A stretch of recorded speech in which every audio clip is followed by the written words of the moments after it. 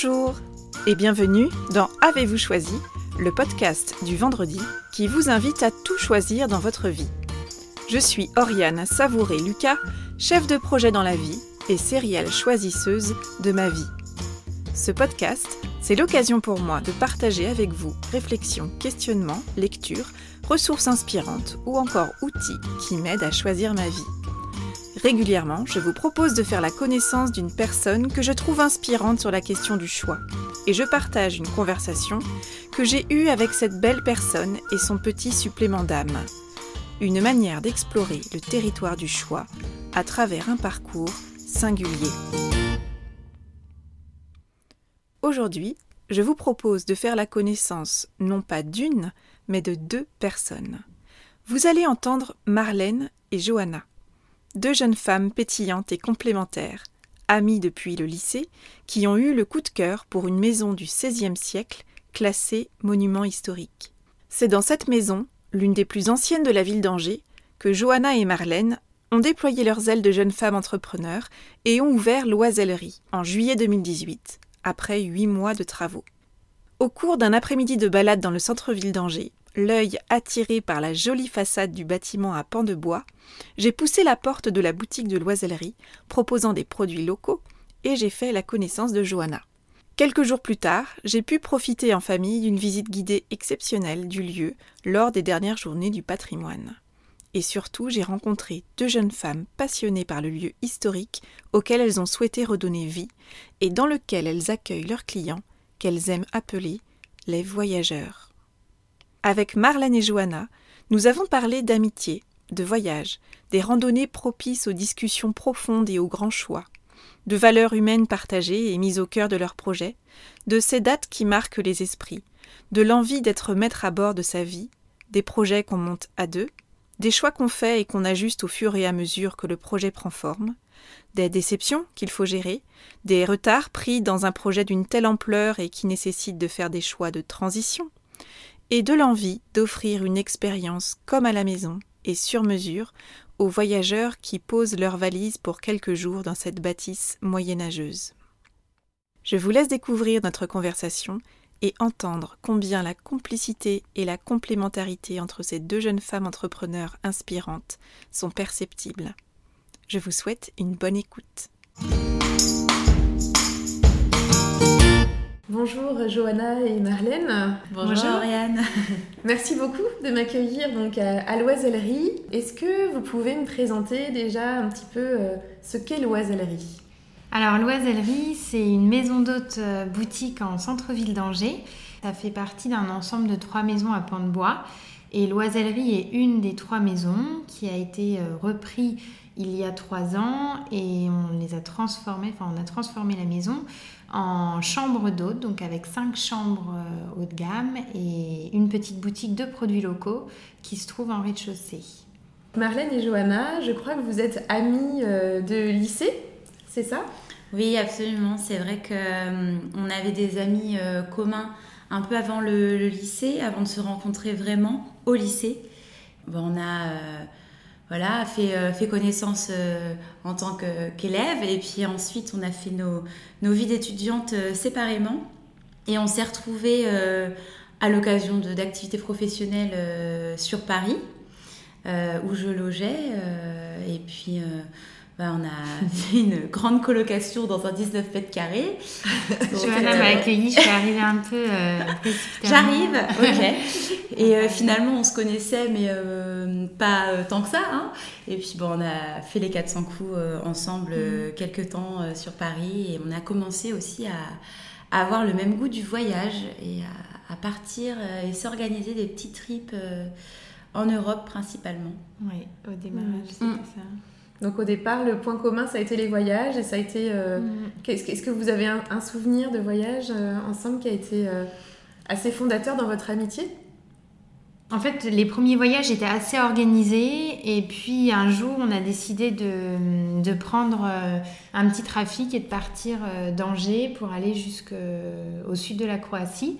Donc on a traversé la France, l'Italie, la Slovénie puis la Croatie pour faire ce périple. Et du coup ça a été assez formateur parce que donc on avait le matelas dans le coffre et du coup on dormait dans notre véhicule. La douche solaire. Et voilà, ça permettait aussi de se retrouver dans peut-être moins de confort. Donc on apprend aussi davantage à se connaître dans des conditions un petit peu plus extrêmes, même si c'était pas non plus extrême.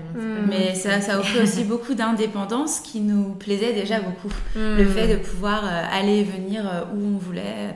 Cet endroit nous plaît, on reste. Cet endroit nous plaît pas, on s'en va. D'accord. C'était une espèce de liberté quand même. Et c'était un voyage assez authentique parce que finalement on part avec quelques vêtements et le minimum en fait. Et puis les endroits ce qui était assez marrant, c'est que les endroits très touristiques, on partait vite et on aimait bien se retrouver en pleine forêt ou en pleine campagne, quoi. Réveillé par les moutons. Plus calme, ouais. Et alors du coup, comment est-ce qu'on passe d'un projet, ou de projets comme ça de voyage, d'une amitié qui se renforce au gré des aventures et des découvertes de pays, à ce choix de se dire, on va travailler ensemble et on va monter un projet ensemble. C'est quoi ce cheminement ? Moi, je me rappelle du 15 août 2015. Marlène, elle m'a gentiment offert un petit week-end à Marseille pour mon anniversaire. Donc, on s'était organisé un petit voyage comme on aime, avec nos sacs à dos, beaucoup de rando. Et puis, pendant les randos, il y a beaucoup de choses à faire, c'est de parler. Donc, on discutait énormément de notre... à ce moment-là, de notre carrefour de vie, c'est-à-dire Marlène, toi, tu venais de terminer ton master. Des études et j'avais du coup travaillé pas mal en contrat étudiant à côté. J'avais travaillé avant de reprendre mes études aussi et du coup, je me projetais. J'avais du mal à me reprojeter dans une collectivité vers la carrière vers laquelle je devais aller. Mes études en communication publique. Ouais. D'accord. Donc moi j'ai travaillé du coup 2 ans en collectivité et je me retrouvais pas vraiment dans ce choix-là. Je m'y suis retrouvée beaucoup pour plein d'aspects culturels, de rencontres. La communication me plaisait beaucoup, mais sur des points où justement j'avais envie d'être maître un petit peu de ma vie et de faire des choix, faire les choix que je souhaitais. Et en collectivité, tout est long en termes de choix. Les décisions sont longues et voilà, ça me correspondait pas. Ouais. Et toi, du coup? Et moi, ça faisait déjà 3 années que j'étais dans le même hôtel en fonction RH et puis c'est pareil, je pense qu'à un moment donné, on a envie de changer.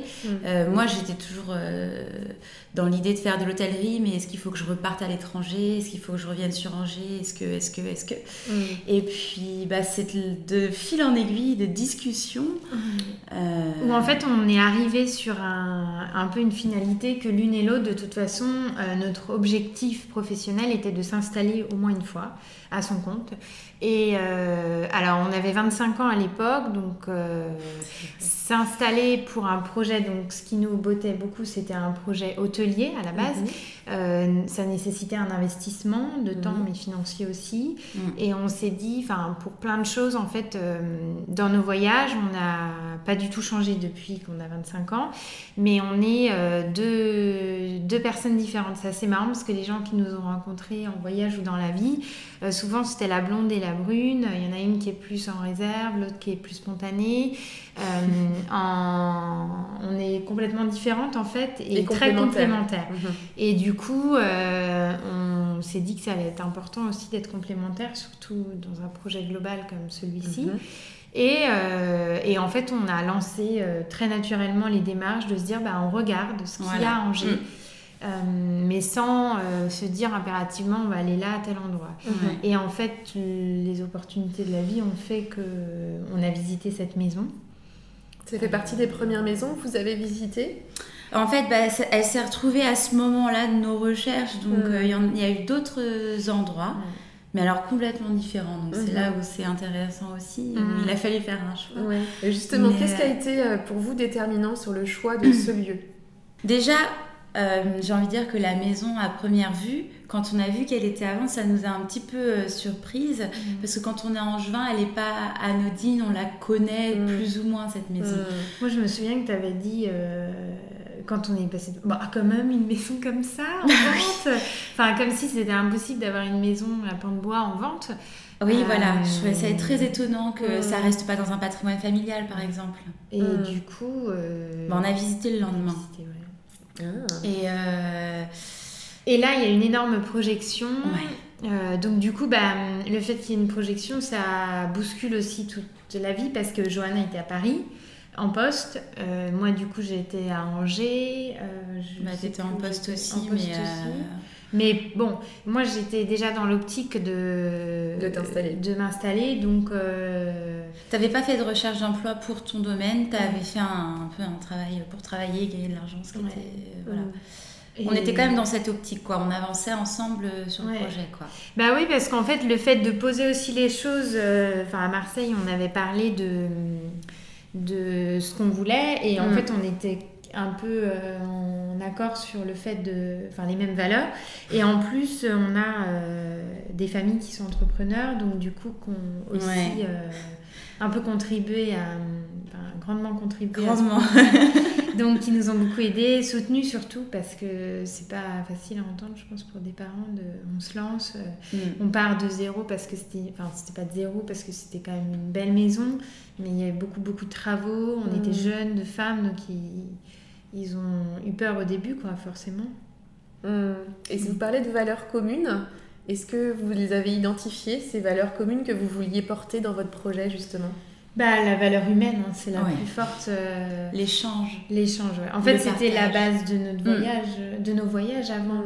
Nous, on voyageait pour aller chez les habitants, découvrir les petites adresses sympas pour manger, à visiter. On sortait un peu du tourisme de masse, des sites très très visités.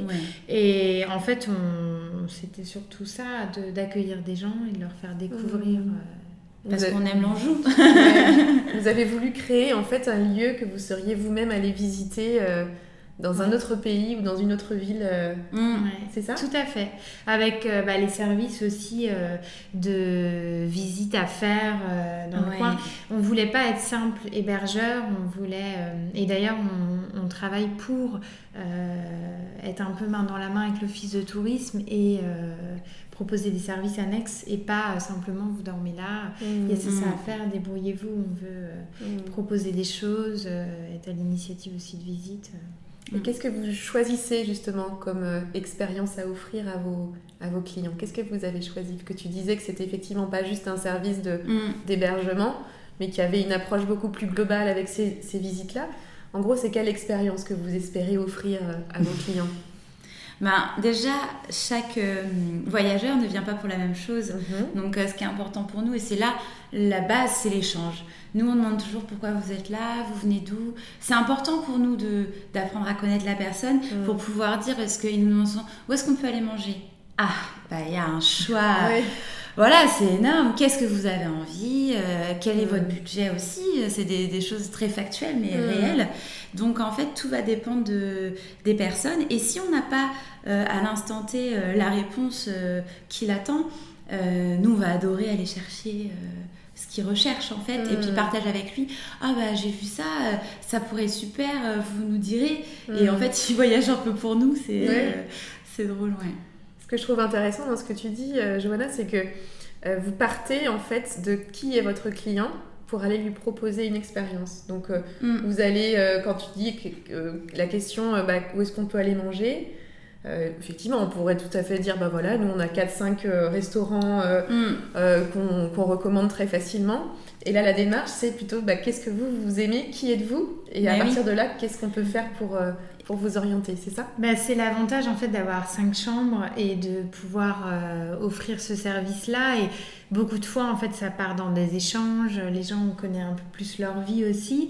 Et alors, il y a des gens qui adorent être bichonnés. Nous, on adore ça aussi parce que c'est appréciable. Les gens, ils sortent très contents et on a le temps, en fait, de leur proposer...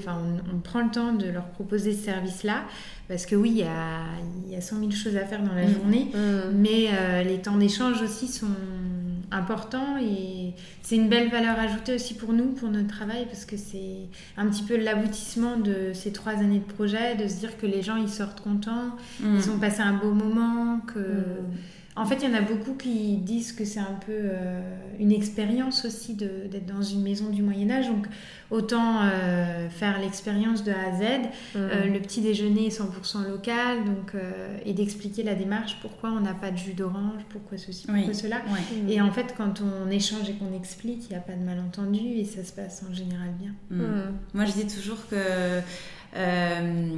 l'objectif entre guillemets est atteint quand le client quand il s'en va, enfin moi j'aime pas les appeler clients, en plus j'aime les appeler les voyageurs, il m'embrasse, il me prend dans ses bras, bon bah au revoir, à bientôt, et bah pour nous bah voilà, ça y est quoi, c'est ça qu'on voulait et c'est l'accomplissement, comme tu disais. Oui, vous avez créé un lien, en fait vous avez créé du lien avec les personnes que vous avez accueillies. D'accord.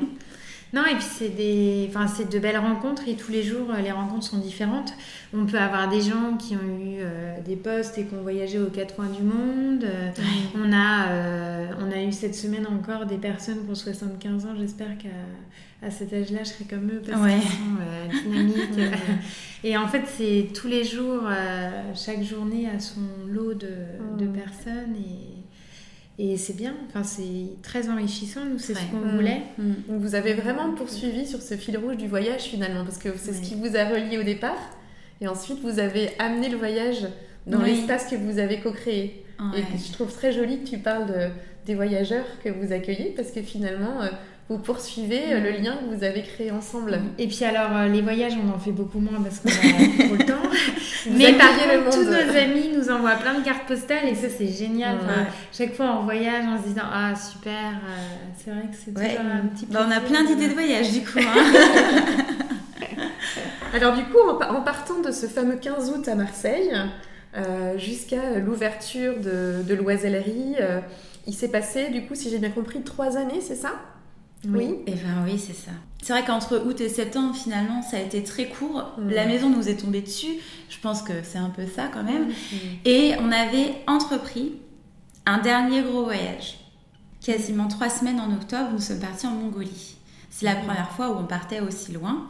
Et pareil, toujours dans cette démarche de sac à dos, de rencontres. Et aussi déconnecté. De déconnexion. Et c'est quand on est rentré de Mongolie... où là, la maison était toujours en tête et moi j'ai posé ma démission en rentrant de Mongolie et je suis rentrée en décembre. Donc là, tu t'es dit, ah oui, donc là on le fait pour de vrai. Moi j'avais moins de contraintes que Johanna en fait. Fallait aussi faut faire le choix de dire j'arrête tout à Paris, je quitte mon appartement, ma vie, tout ce que tu avais des activités, tu étais bien implantée à Paris aussi. Donc tu avais une vie active.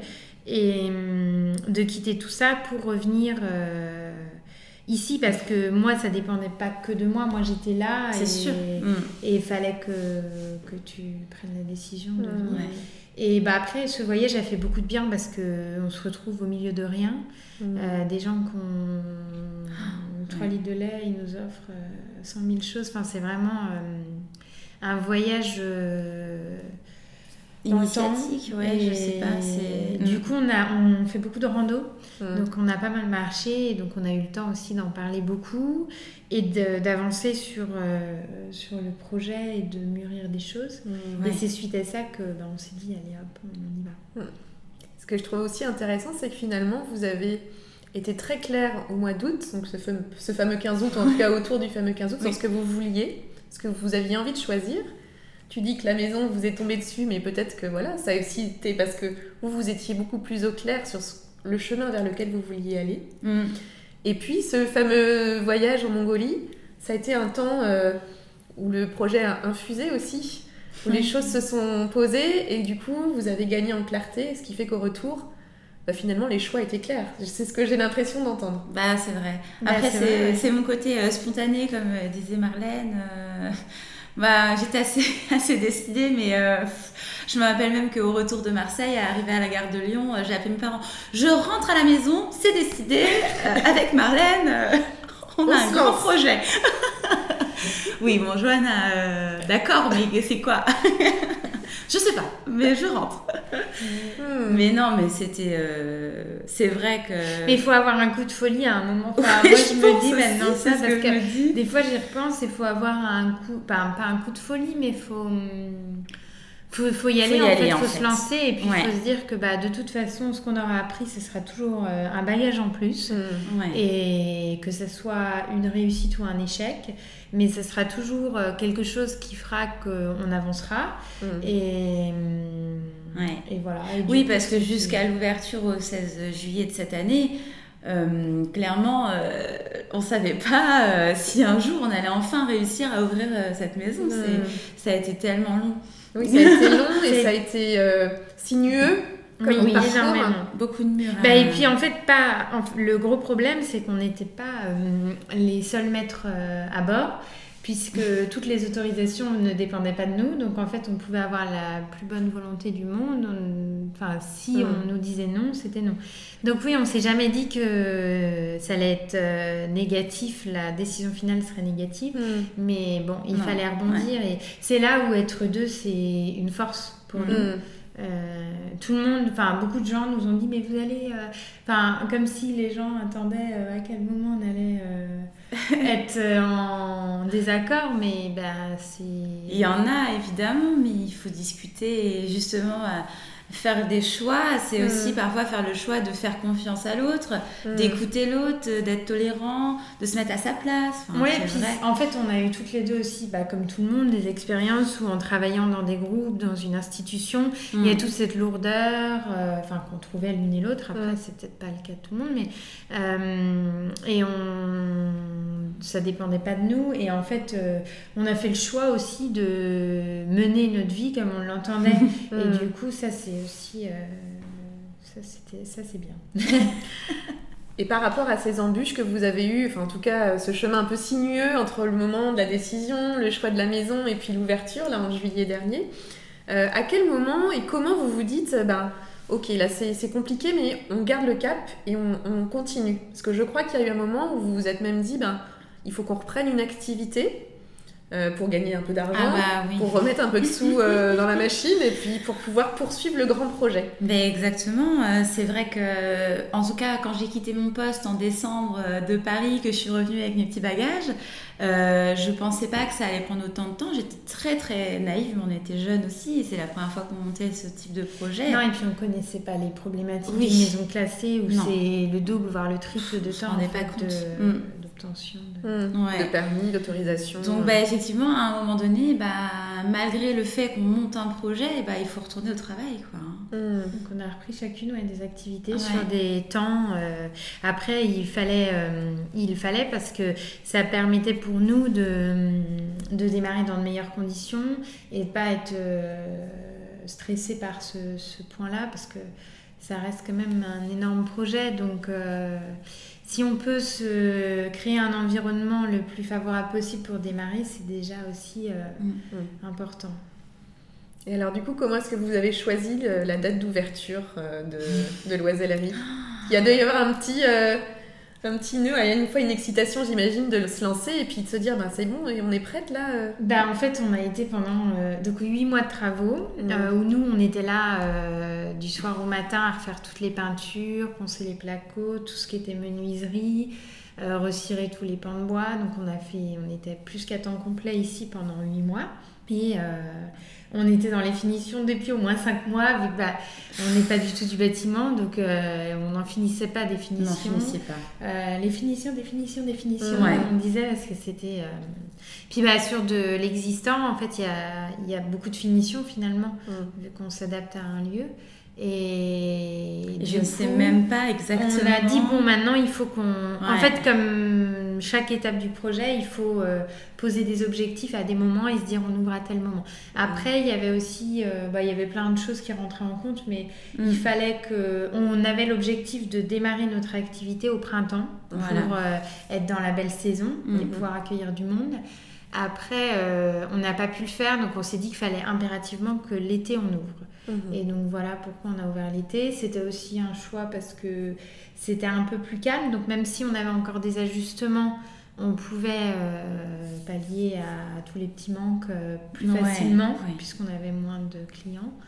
Et voilà, après, les gens ont découvert à la rentrée et encore maintenant qu'on avait ouvert, du coup, puisqu'on a ouvert en plein mois de juillet. Beaucoup de gens étaient occupés. Et d'où le travail de la communication qu'il faut faire derrière. Mais c'est vrai que cette date choisie, finalement, c'est simplement, on prend l'agenda, quand est-ce qu'on ouvre, et puis après, ça y est, on voit la ligne d'arrivée, quoi, entre guillemets. Et c'est quand on a posé cette date, j'ai eu moi en tout cas, ça m'a vraiment fait quelque chose, parce qu'on se dit, ah oui, on va vraiment ouvrir, ah ça y est, on va... travailler pour nous, vraiment, parce qu'en fait c'était tellement 3 ans où on oublie un peu, on est là, on travaille, on fonce nos poutres, on fait nos... Mais puis pourquoi déjà on a aussi changé plein de choses, parce qu'on était en habit de travaux tous les jours, donc nos voisins ils disaient dis donc, vous êtes habillés différemment, vous êtes des vraies filles en fait, parce qu'on est habillés normalement, quoi. Et du coup c'était bien, parce que ça permet aussi de se fixer un objectif et se dire à telle date il faut que ça soit ouvert, donc, quoi qu'il en soit il faut que ça soit nickel. Puis ça permet de redonner du sens aussi du coup au projet, de se dire là je mets un point de non-retour globalement, et puis du coup je fais mon petit rétro-planning et ça remobilise les forces, j'imagine. Ah ouais, complètement, mais c'était génial. Les dernières semaines avant l'ouverture, c'était même pas plus stressant que ça finalement. Je crois qu'on était prêtes en fait. Ouais, il était temps. Et puis on avait hâte d'accueillir des gens en fait, donc on n'était pas vraiment stressés. C'était plus de l'excitation que ça y est, ça soit rendu visible et partagé, quoi. Quand va être le premier voyageur, est-ce que le téléphone va sonner, est-ce que... C'est vrai, c'est génial, c'est super à vivre, Dans vos décisions à deux, du coup, dans les choix que vous faites à deux, tu as commencé à en parler un peu tout à l'heure, Johanna, est-ce que vous aviez défini un cadre dans lequel vous vouliez prendre vos décisions par rapport au projet, ou est-ce que finalement ça s'est fait petit à petit ? En fait, tout est question de choix, parce que des interrupteurs à l'évier jusqu'aux produits qu'on va vendre dans la boutique, il fallait toujours faire des choix. Alors, on a fait des centaines et des centaines de rendez-vous, je pense, pour acter tout ça. Mais non, mais il faut être tolérant pour... par exemple, on avait souvent l'exemple des salles de bain. Elles sont toutes vraiment différentes dans nos chambres. Et c'était du coup des espaces qui étaient complètement créés. Même la peinture, les faïences... Et tout ça, en fait, on s'est dit, moi, ça, j'aime peut-être un peu moins. Je te le dis, j'aime peut-être un peu moins, mais on peut le faire parce qu'on a 6 salles de bain. Donc, en fait, il y a peut-être des choses que j'aurais pas fait moi toute seule, mais en fait, et à deux, je sais qu'il y a des choses, des fois, il y a des choses qui tenaient cœur à une, donc on faisait en sorte qu'on puisse le faire. Il faut faire des compromis. Donc c'est un binôme qui fonctionnait déjà bien avant dans la complémentarité aussi, j'ai l'impression, dans votre amitié. Et c'est quelque chose que vous avez réussi à transposer dans votre relation dans le cadre du projet. Oui, il n'y a pas de problème pour ça. Et puis de toute façon, toute décision, on se concerte toutes les deux. C'est vrai que quand toutes les choses sont dites et posées, on sait, donc pas de... Non, et puis même encore aujourd'hui, quand on... Voilà, c'est bien, la maison elle est ouverte, on accueille des gens, que ce soit en boutique ou en chambre, mais on fait encore... on apprend encore beaucoup de l'une et l'autre. Marlène plus de son métier de commerçante, moi un peu plus sur l'hébergement, mais c'est sans arrêt dans l'échange et c'est sans arrêt par rapport aussi aux expériences vécues. Chaque voyageur nous amène à nous questionner, nous amène à aussi renforcer des choses, améliorer. Puis c'est vrai qu'on est 2 personnes différentes, donc il y a des gens, des fois c'est Johanna, on est soit du matin ou du soir, donc des fois c'est Johanna qui les accueille le soir. Finalement, il y a un échange qui est assez succinct, parce que des fois les gens arrivent le soir, ou inversement, ou ça peut être moi, mais ils arrivent, ils sont KO, donc on n'arrive pas trop à créer un échange, et finalement le lendemain matin tout va bien, on échange énormément, donc il y a aussi le côté humain, le moment où les gens arrivent, tout ça faut en prendre conscience, parce qu'au début c'était... des fois on se disait oulala, ça va pas bien se passer, en fait c'est... Et je crois qu'aussi dans votre relation, c'était aussi un choix de travailler ensemble. Il y avait un projet commun de pouvoir être maître à bord de son propre chemin et en même temps l'envie de partager une aventure en commun. Ouais, c'est vrai. Moi, j'ai toujours dit que c'était un nouveau voyage, en fait, l'Oisellerie, et une grande montagne à monter en rando.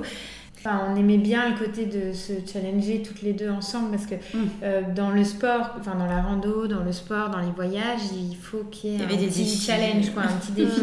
Et donc là, professionnellement, on était un peu dans la même direction, le même défi. Et aujourd'hui, on a ouvert et demain, s'il y en a une des deux qui dit « Ah bah tiens, si on faisait ça aussi, je suis sûre que c'est ça. » Il y a un côté émulation, voilà, d'accord. Non, et puis, il faut bien se connaître parce que des fois on voit que l'autre est KO, elle a besoin de temps pour elle aussi, il faut savoir être à l'écoute. C'est un peu comme un couple en fait, il faut être attentif à l'autre, c'est on un est partenariat. Deux et c'est pareil au travail. Alors nous on a décidé de le faire comme ça pour être heureux au quotidien en fait et pour que ça se passe bien parce qu'il y a forcément aussi des moments plus compliqués à passer à deux donc le fait d'être deux, pour nous, c'est plus une force que... Oui, moi, je pense que seul, c'est quand même... Je sais pas si seul, l'une ou l'autre, nous serions allés au bout du projet. C'est très, très lourd. Et le fait d'être deux, il y en a toujours une qui prend le relais. Et puis, là, il se passe la flamme, quoi. Il y a une base aussi de confiance, d'engagement que vous partagez, et puis de bienveillance entre vous. Enfin, ça se sent, il y a une envie de mettre vos forces au service à la fois de votre binôme et puis du projet. C'est important de toujours essayer de s'écouter parce que depuis qu'on a commencé l'activité, on est énormément sollicité de toutes parts et pour la boutique, le ménage, donc on a moins de temps ensemble, mais ce qui fait aussi la force, c'est de communiquer, d'échanger, de savoir que l'autre elle va pas bien, enfin voilà, d'avoir aussi une idée sur comment ça va juste avant de commencer la journée, tête baissée pour que ça se passe dans de bonnes conditions. Mais ça, c'est des valeurs qu'on a ou pas au travail et c'est aussi des valeurs qu'on a mis en avant parce qu'on ne les retrouvait pas forcément dans nos anciens emplois. S'il y a une pièce, une des chambres parmi les 5 que vous avez créées, que vous deviez retenir, qui serait votre préférée, Marlène et puis Johanna? Moi, ma préférée, ça a toujours été la charpente. Le nid, on l'a appelé le nid. Cette chambre au 3e étage du corps avant de logis qui est vraiment au pignon de rue. Moi, je l'aime parce qu'elle est très, très atypique. Ça a été aussi très complexe de l'aménager, celle-ci, parce qu'avec tous ces bois partout, où est-ce qu'on met une baignoire, où est-ce qu'on met un WC, enfin bon. Mais j'adore cette ambiance. C'est très vivant et c'est très cocon. Et moi, c'est plutôt au 3e étage, donc l'autre chambre, une chambre qui est en duplex, qui donne sur la cour du coup et qui a une magnifique vue sur le palais épiscopal et la cathédrale. Et donc on arrive sur un petit espace où il y a un salon en bas et à l'étage il y a le lit. Et, en fait, c'est le côté un petit peu apaisant d'être côté cour et la vue magnifique sur les toits d'Angers aussi, c'est pas mal. Avec les pigeons, le pigeonnier. Le pigeonnier. Donc le nid et le pigeonnier, très bien. Qu'est-ce qu'on peut souhaiter pour vous, toutes les deux, Marlène et Johanna, et puis pour l'Oisellerie? Qu'on accueille plein d'oisillons. Non, un bel envol de l'Oisellerie, on peut souhaiter que ça.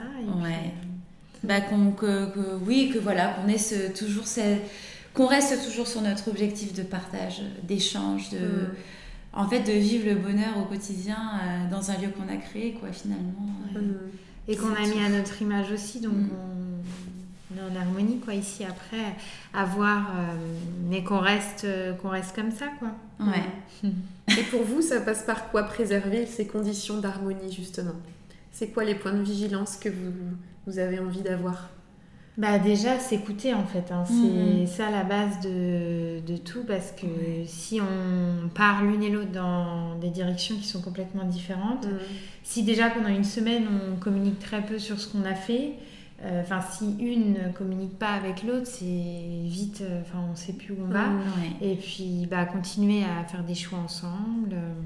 À être bienveillant.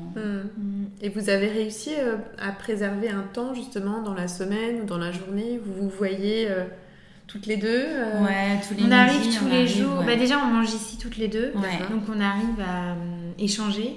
Mais c'est vrai que quand on se pose vraiment pour échanger, la boutique est ouverte, donc on peut être dérangé.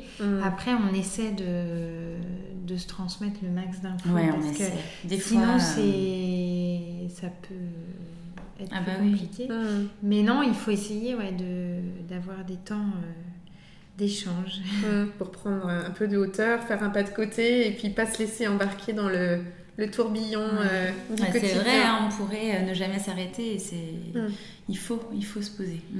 Eh ben, merci beaucoup à toutes les deux, Marlène et Johanna, pour votre accueil. Je vous souhaite tout le meilleur pour ce bel envol de l'oisellerie. Merci beaucoup. Et puis, je vais suivre avec beaucoup d'intérêt la suite de votre voyage. Merci beaucoup. Merci Oriane. Un grand merci à Johanna et Marlène pour leur confiance et leur accueil chaleureux à l'oisellerie. Je leur souhaite de continuer à déployer leurs ailes de co-entrepreneurs avec joie et audace, et avec toute la force que leur complémentarité et leur complicité leur insufflent. Et vous, que vous a inspiré cette conversation ? Je vous invite à identifier l'idée, la phrase ou le mot peut-être que vous choisissez d'en retenir. Avec quoi de nouveau repartez-vous de cette conversation ? Quel est le petit pas que vous pouvez planifier dans les prochains jours pour mettre en œuvre dans votre quotidien ce qui vous a inspiré ? Si vous aimez les lieux chargés d'histoire, les belles rencontres de personnes inspirantes, et si vous souhaitez découvrir la ville d'Angers et sa douceur légendaire, je vous invite à venir pousser la porte de l'oisellerie pour découvrir le lieu et faire la connaissance de Johanna et Marlène, qui seront ravis de recevoir de nouveaux voyageurs pour un week-end détente, un séjour professionnel ou encore en boutique. Pour en savoir plus, direction le site www.loisellerie.com. Voilà, c'est tout pour aujourd'hui. Vous retrouverez cet épisode ainsi que les précédents sur le site oriansavoureluca.com. Si vous aimez ce que je vous propose et que vous voulez faire partie de cette aventure audio, je vous invite à vous abonner à la newsletter de Avez-vous choisi afin d'être alerté dès la publication d'un nouvel épisode. N'hésitez pas à partager votre enthousiasme par écrit en déposant un avis sur le site, sur la page Facebook Avez-vous choisi ou encore une constellation de 5 étoiles sur iTunes. Et bien évidemment, n'hésitez pas à faire connaître Avez-vous choisi à celles et ceux qui vous sont chers et que l'idée de tout choisir dans leur vie pourrait réjouir. Je vous souhaite une belle semaine et je vous donne rendez-vous vendredi prochain pour un nouvel épisode. Et d'ici là, et si vous choisissiez tout ?